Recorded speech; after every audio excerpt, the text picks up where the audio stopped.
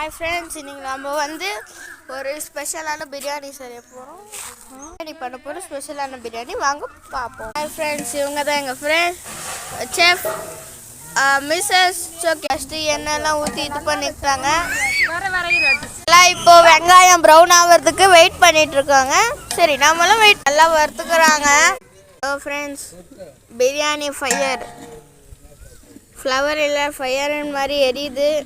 பிரியாணி சீக்கிரம் ஆகிடும். நல்லா ப்ரௌன் ஆகிடுச்சு. போடுறாங்க.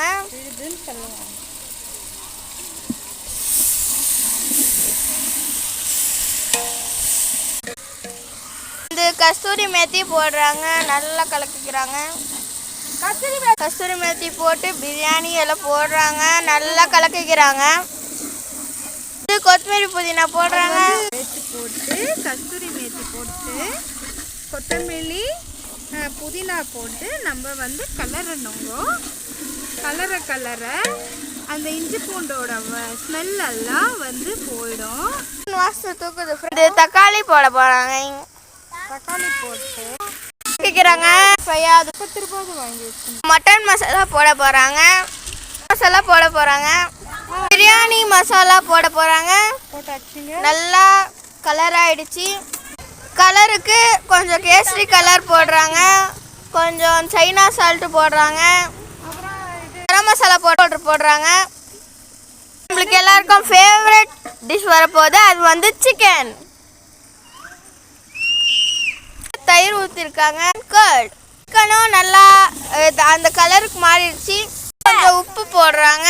கொஞ்சம் உப்பு எடுத்து சாப்பிட்டீங்கன்னா ஃப்ளவர் நினச்சிங்களா, ஃபயர்ன மாதிரி நல்லா கலர் ஆயிடுச்சு. தண்ணி ஊற்றிட்டாங்க.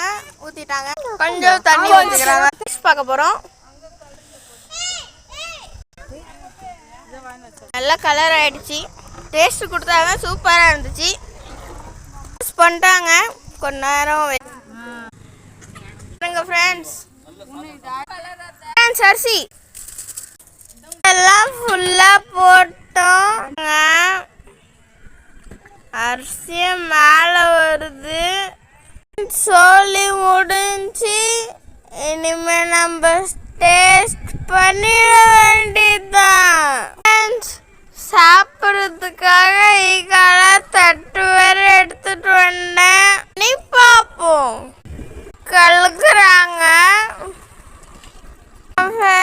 பிரியாணி ரெடி. ஸ்டேட் நல்லா இருக்கு ஃப்ரெண்ட்ஸ். கடைசியில் பிரியாணி செம்மையா இருந்துச்சு.